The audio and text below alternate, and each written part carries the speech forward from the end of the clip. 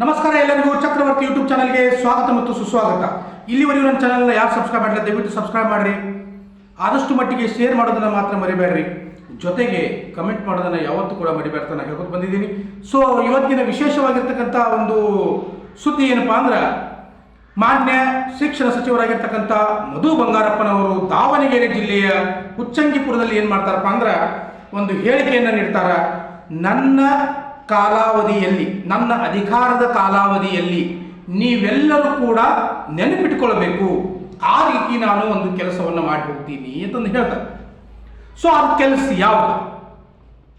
ಆ ಕೆಲಸ ಯಾವುದಪ್ಪ ಅಂದ್ರೆ, ನನ್ನ ಕಾಲಾವಧಿಯಲ್ಲಿ ನಾನು 25,000 ಶಿಕ್ಷಕರ ನೇಮಕಾತಿ ಕಲ್ಯಾಣ ಕರ್ನಾಟಕ ಸೇರಿದಂತೆ ನೇಮಕಾತಿಯನ್ನ ಮಾಡ್ಕೊಳ್ತೀನಿ. 25,000 ಶಿಕ್ಷಕರ ನೇಮಕಾತಿ ಕಲ್ಯಾಣ ಕರ್ನಾಟಕ ಸೇರಿದಂತೆ ನೇಮಕಾತಿಯನ್ನ ಮಾಡ್ಕೊಳ್ತೀನಿ ಅಂತಕ್ಕಂಥ ಹೇಳಿಕೆಯನ್ನ ಇವತ್ತು ಒಂದು ಸಮಾರಂಭದಲ್ಲಿ ನೀಡ್ತಾರೆ. ನೀವೆಲ್ಲರೂ ಕೂಡ ನೆನಪಿಟ್ಕೊಳ್ಬೇಕು.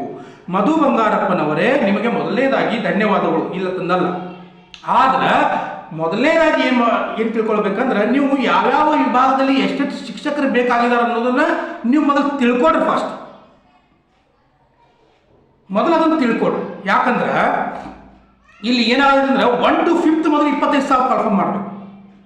1 to 5th ಮೊದಲು 25,000 ಕನ್ಫರ್ಮ್ ಮಾಡಬೇಕು. ಆಮೇಲೆ PU ಲೆಕ್ಚರರ್ ಅದ, ಇನ್ನು PU ಲೆಕ್ಚರರ್ ಕರಿಬೇಕು. ಅದ್ರ ಜೊತೆಗೆ ಕನ್ನಡ ಭಾಷೆ, ಇಂಗ್ಲಿಷ್, ಉರ್ದು, ಹಿಂದಿ ಈ ಭಾಷಾ ಶಿಕ್ಷಕರು ಬೇರೆ. ಅದ್ರ ಜೊತೆಗೆ ಸಂಗೀತ ಶಿಕ್ಷಕರನ್ನು ಕರಿಬೇಕು, ಅದು ಬೇರೆ. ಅದ್ರ ಜೊತೆಗೆ 20 ವರ್ಷ ಆಯ್ತು ದೈಹಿಕ ಶಿಕ್ಷಕರು, ಅವ್ರು ಓಡೋದನ್ನು ಬರ್ತಿದಾರ, ಕಬಡ್ಡಿ ಗ್ರೌಂಡ್ ತೆಗೆದು ಬರ್ತಿದಾರ, ಖೋ ಖೋ ಗ್ರೌಂಡ್ ತೆಗೆದು ಬರ್ತಿದ್ದಾರೆ, ಎಲ್ಲ ಮರ್ತು ಬಿಟ್ಟಿದ್ದಾರೆ. ಅವ್ರು ಯಾಕಂದ್ರೆ ನಿಮ್ ಕೆಳಗೆ ಸಾಕಾಯ್ತು ಪಾಪ ಅವ್ರಿಗೆ. ಇದ ಸರ್ಕಾರ ಅದ ಸರ್ಕಾರ ಮೋಸ ಮಾಡಿಲ್ಲ. 20 ವರ್ಷ ಆಯ್ತು ಯಾವ್ಯಾವ ಸರ್ಕಾರ ಇದ್ದಿಲ್ಲ ಎಲ್ಲರೂ ಮೋಸ ಮಾಡಿದಾರೆ ಅವರಿಗೆ ಪಾಪ. ಆ ಶಿಕ್ಷಕರ ನೇಮಕಾತಿ ಮಾಡ್ಕೊಡ್ರಿ. ಕೇವಲ ಒಂದು ಸಭೆಯಲ್ಲಿ 25,000, ಓಕೆ 25,000 ಶಿಕ್ಷಕರ ನೇಮಕಾತಿ ಮಾಡ್ಕೊಳ್ತಿರ್ತ ಹೇಳಿದ್ರಿ.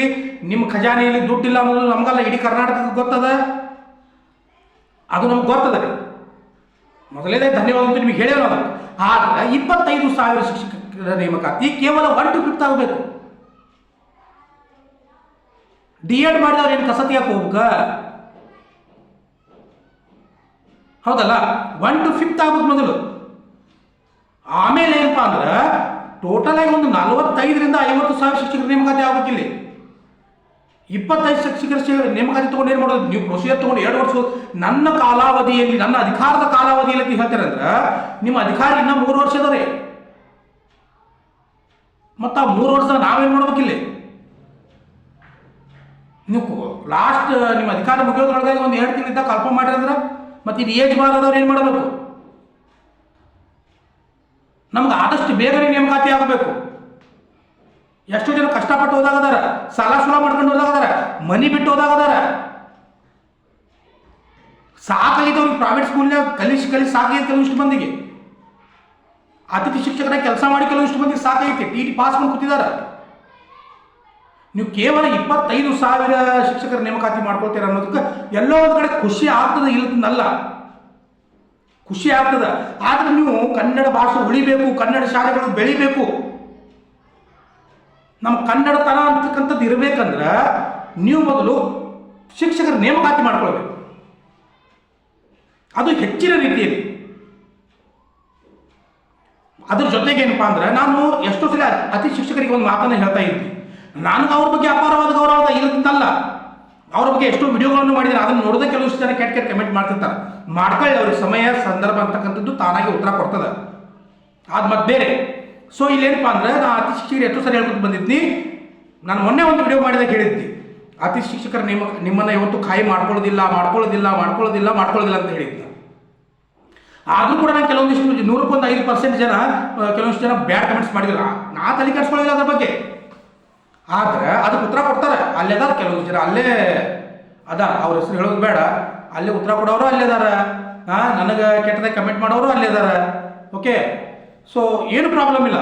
ಇಲ್ಲಿ ಏನಪ್ಪಾ ಅಂದ್ರೆ, ಅತಿಥಿ ಶಿಕ್ಷಕರಿಗೆ ಹೇಳ್ತಾ ಇದ್ದಾನೆ. ಈಗ ನೋಡ್ರಿ, 25,000 ಶಿಕ್ಷಕರ ನೇಮಕಾತಿ ಆಯ್ತಲ್ಲ, ಆಗ್ತದೆ ಅನ್ನೋದಲ್ಲ. ಹಾಗಾದ್ರೆ 43,000 ಅತಿ ಶಿಕ್ಷಕರಲ್ಲಿ 25,000 ಹೊರಗಡೆ ಬರಬೇಕು.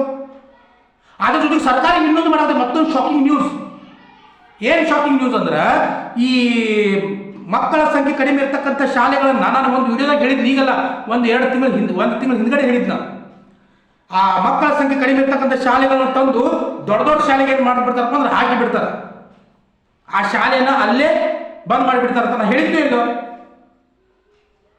ಸೊ ಅದು ಕೂಡ ಏನಪ್ಪಾ ಅಂದ್ರೆ ಈಗ ಬರ್ತದ, ಅದು ಕೂಡ ಬರ್ತದ. ಆವಾಗ ಅತಿ ಶಿಕ್ಷಕರು ಎಲ್ಲಿ ಹೋಗ್ತೀವಿ? ನೀವು ಹೋರಾಟ ಮಾಡ್ರಿ, ಬ್ಯಾಡ್ತಂದಲ್ಲ, ಬಟ್ ನೀವು ಯಾವ್ದು ಹೋರಾಟ ಮಾಡ್ಬೇಕು? ನನ್ನ ಪ್ರಕಾರ ಹೇಳ್ತೀನಿ ನಾನು, ನನ್ನ ಪ್ರಕಾರ ಅಷ್ಟಲ್ಲ, ನಿಮ್ಮ ಮನಸ್ಸಾಕ್ಷಿ ಪ್ರಕಾರನೂ ಹೇಳ್ತೀನಿ ನಾನು. ನೀವು ಸಂಬಳಕ್ಕಾಗಿ ಹೋರಾಟ ಮಾಡ್ರಿ. ನಮಗೊಂದು 20,000, 25,000, 30,000 ನಮ್ಗೆ ಸಂಬಳವನ್ನು ಹೆಚ್ಚಿಗೆ ಮಾಡಿರ್ತಾರೆ, ಹೋರಾಟ ಮಾಡ್ರಿ. ಅದಕ್ಕೆ ಎಲ್ಲಾದ್ರೂ ಒಂದು ಕಡೆ ಬೆಲೆ ಸಿಗ್ತದೆ. ಹೋರಾಟ ಮಾಡ್ರಲ್ಲ, ಹೋರಾಟ ಮಾಡೋದು ನಾವು ಬರ್ತೇವೆ. ಅದಕ್ಕೆ ಪ್ರತಿಯೊಬ್ಬರು ಬರ್ತಾರೆ. ಹೋರಾಟ ಮಾಡೋಣ, ಅದಕ್ಕೆ ಸಂಬಳ ಸಿಗಲಿ ಹಂಗಂತ ತಿಳ್ಕೊಂಡ ನಮ್ಮನ್ನ ಖಾಯಂ ಮಾಡ್ಕೊಳ್ರಿ. ಮೆರಿಟ್ ಪದ್ಧತಿ ಇರಬಾರ್ದು, ನಮ್ಮನ್ನ ಮುಂದುವರಿಸ್ರಿ, ನಮಗೆಲ್ಲ ಸೌಲಭ್ಯಗಳು ಸಿಗಬೇಕು, ಅದು ಸಿಗಬೇಕು, ಇದು ಸಿಗಬೇಕು. ಇದೇನಂತಿರಲ್ಲ, ಇದು ಸರ್ಕಾರ ಯಾವತ್ತೂ ಕೂಡ ತಮ್ಮ ಗಮನಕ್ಕೆ ಮುಂದೆ ತಗೊಳ್ಳೋದೇ ಇಲ್ಲ. ಮುಂದೆ ತಗೊಳ್ಳೋದೇ ಇಲ್ಲ ಅವರು. ಅವ್ರು ಹೇಳಿಬಿಡ್ತಾರೆ, 10 ವರ್ಷ ನಿಮಗೆ ಏನು ಮಾಡಕ್ಕೆ ಕೊಟ್ಟಿವಲ್ಲ, 12 ವರ್ಷ, ಅದರಲ್ಲಿ ನೀವು ತೃಪ್ತಿ ಪಡಬೇಕು. ಅಲ್ಲ, 10 ವರ್ಷ ಬಾಡಿಗೆ ಮನೆ ಆಗದರಿ, 10 ವರ್ಷ ಆದ ಕೂಡಲೇ ಆ ಬಾಡಿಗೆ ಮನೆ ನಂದತ್ತಂದ್ರೆ ಮನಿ ಮಾಡಕ್ ಬಿಡ್ತಾನ್ರಿ? ಮನಿ ಮಾಡಕ್ ಬಿಡ್ತಾರ? ನೀವು ವಿಚಾರ ಮಾಡ್ಬೇಕಲ್ಲ ಅದ್ರ ಬಗ್ಗೆ. ಎಷ್ಟೋ ಅತಿ ಶಿಕ್ಷಕರಲ್ಲಿ TET ಪಾಸ್ ಆಗಿದೆ. ಲಾಸ್ಟ್ ಟೈಮ್ TETದಾಗ ಸ್ವಲ್ಪದ್ರಲ್ಲಿ ಮಿಸ್ ಆಗಿದೆ ರೀ. ಬರ್ರಿ ಅಂತ ಹೊರಗಡೆ ಬರ್ರಿ, ಶಾಲೆಯಿಂದ ಹೊರಗಡೆ ಬರ್ರಿ. ಈಗಿರ್ತಕ್ಕಂಥ ಅತಿ ಶಿಕ್ಷಕರು ಹೊರಗಡೆ ಬರ್ರಿ, ಓದೋದಕ್ಕೆ ಪ್ರಾರಂಭ ಮಾಡ್ರಿ. ಹೇಳಿದ್ರೆ ಅವರು 25,000 ಶಿಕ್ಷಕರು ಯಾಕೆ ಇರಬಾರ್ದು ನಿಮ್ಮದೊಂದಲ್ಲಿ? ನಿಮ್ಮ ಒಂದು ಹುದ್ದೆ, ನಿಮ್ಮ ಒಂದು ಸೀಟ್ ಅಲ್ಲಿ ಯಾಕೆ ಇರಬಾರ್ದು? ಆಗದೇ ಇರತಕ್ಕಂಥ ಕೆಲಸಕ್ಕೆ ನಿಮ್ಮನ್ನ ಮುಂದಿಟ್ಕೊಂಡು ರಾಜಕೀಯವಾಗಿ ಲಾಭ ತಗೊಳ್ತಕ್ಕಂಥ ಜನರ ಬೆನ್ನ ಹಿಂದೆ ಯಾಕೆ ಬಿದ್ದಿದ್ದೀರಿ? ನೀವು ವಿದ್ಯಾವಂತರದೇ, ಡಬಲ್ ಡಿಗ್ರಿ ಹೋಲ್ಡರ್ ಇದೀರಿ. ನೀವು ಎಷ್ಟೋ ಮಕ್ಕಳನ್ನ ಉದ್ಧಾರ ಮಾಡಿದ್ದೀರಿ. ಸರ್ಕಾರಿ ಶಾಲಾ ಶಿಕ್ಷಕರಿಗಿಂತ ಹೆಚ್ಚು ಕೆಲಸ ಮಾಡ್ತೀರಿ.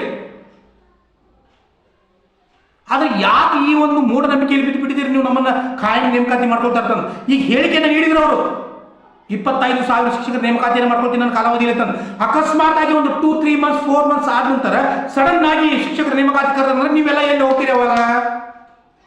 ಸೊ ಆ ಸಿಕ್ಕಿರ್ತಕ್ಕಂಥ ಒಂದು 4 ತಿಂಗಳ ಅವಧಿಯಲ್ಲಿ ಚಂದಾಗಿ ಕುತ್ಕೊಂಡು ಓದ್ಕೊಡ್ರಲ್ಲ. ನೀವು ಯಾಕೆ ಅದನ್ನ ಬಿಟ್ಟು ನಮ್ಮನ್ನ ನೇಮಕಾತಿ ಮಾಡ್ಕೊಡ್ರೆ ನಮ್ಮನ್ನ ಟೈಮ್ ವೇಸ್ಟ್ ಆಗ್ತದೆ. ಅದರಲ್ಲಿ ನಿಮ್ಗೆ ಲಾಭ ಇಲ್ಲ. ನಿಮ್ಮನ್ನು ಮುಂದಿಟ್ಕೊಂಡು ಲಾಭ ತಗೊಳ್ತಕ್ಕಂಥ ಜನ ಅದಾರ. ಇದನ್ನ ಅರ್ಥ ಮಾಡ್ಕೊಡ್ರಿ. ಅದ್ರ ಜೊತೆಗೆ 25,000 ಶಿಕ್ಷಕರ ನೇಮಕಾತಿ ಆಗಬೇಕಂದ್ರೆ ಕೇವಲ 1 to 5th ಆಗಬೇಕು 25,000 ಜನ. ಅದ್ರ ಜೊತೆಗೆ ಕನ್ನಡ, ಇಂಗ್ಲೀಷ್, ಉರ್ದು, ಹಿಂದಿ, ದೈಹಿಕ ಶಿಕ್ಷಕರು, ಸಂಗೀತ ಶಿಕ್ಷಕರಾಗಿರ್ಬೋದು, ಅದು ಆಗಬೇಕು. ಹೆಚ್ಚುವರಿ ಪಟ್ಟಿಯನ್ನು ಬಿಡುಗಡೆ ಮಾಡಬೇಕು. ಇನ್ನೂ ಭಾಳ ಕೆಲಸ ಅದಾವ. ಕೇವಲ 25,000 ಮಾಡೋದ್ರಿಂದ ಎಲ್ಲೋ ಒಂದು ಕಡೆ ಖುಷಿ ಆಗ್ತದೆ, ಒಂದು 50%. ಇನ್ನೊಂದು 50% ಆಗ್ಬೇಕಂದ್ರೆ 45,000 to 50,000 ಶಿಕ್ಷಕರ ನೇಮಕಾತಿ ಆಗಬೇಕು. ಅಂದಾಗ ನನ್ನ ಶಿಕ್ಷಕ ಆಕಾಂಕ್ಷಿಗಳಿಗೆ, ಕಷ್ಟಪಟ್ಟು ಓದ್ತಕ್ಕಂಥ ಎಷ್ಟೋ ಬಡ ವಿದ್ಯಾರ್ಥಿಗಳಿಗೆ, ಸಾಲ ಸೂಲ ಮಾಡ್ಕೊಂಡಿರ್ತಕ್ಕಂಥ ಎಷ್ಟೋ ನನ್ನ ಶಿಕ್ಷಕ ಆಕಾಂಕ್ಷಿಗಳಿಗೆ, ಎಷ್ಟೋ ಜನ TET ಪಾಸ್ ಆಗಿ ಅತಿ ಶಿಕ್ಷಕರ ಕೆಲಸ ಮಾಡ್ತಕ್ಕಂಥ ನನ್ನ ಅತಿ ಶಿಕ್ಷಕರಿಗೆ, ಕೊನೆಯ ಒಂದು ಅವಧಿಯಲ್ಲಿ ಸ್ವಲ್ಪದರಲ್ಲಿ ಸರ್ಕಾರಿ ಶಿಕ್ಷಕನಾಗುವ ಆಸೆ ಕಮ್ಮಿ ಹೋಗಿರ್ತಕ್ಕಂಥ ಎಷ್ಟೋ ನನ್ನ ಶಿಕ್ಷಕ ಆಕಾಂಕ್ಷಿಗಳಿಗೆ ಒಂದು ನ್ಯಾಯ ಸಿಗ್ತದೆ. ಆದಷ್ಟು ಮಟ್ಟಿಗೆ ಅತಿ ಶಿಕ್ಷಕರೇ ಹೊರಗಡೆ ಬರ್ರಿ. ಶಿಕ್ಷಕರ ನೇಮಕಾತಿ ಆಗ್ತಾ ಇದ್ದಾರೆ, ಅರ್ಥ ಮಾಡ್ಕೊಳ್ರಿ. ದಯವಿಟ್ಟು ಹೇಳ್ತೀನಿ, ತಿಳ್ಕೊಳ್ರಿ. ನನ್ನ ಮಾತು ನಿಮಗೆ ಕಠಿಣವಾಗಿರ್ಬೋದು, ಇರುತ್ತಂದಲ್ಲ, ಬಟ್ ಇದು ಸತ್ಯ ಸತ್ಯ ಸತ್ಯ. ನಿಮಗೇನು ಅನ್ಸುತ್ತೆ ಅದನ್ನು ಕಮೆಂಟ್ ಬಾಕ್ಸ್ ನಿಮಗಾಗಿ ಓಪನ್ ಇಟ್ಬಿಟ್ಟಿದ್ದೀನಿ. ನಾನು ನಿಮಗಾಗಿ ಓಪನ್ ಆಗಿ ಇಟ್ಬಿಟ್ಟಿದ್ದೀನಿ. ಕಮೆಂಟ್ ಮಾಡಿ. ಜೈ ಹಿಂದ್.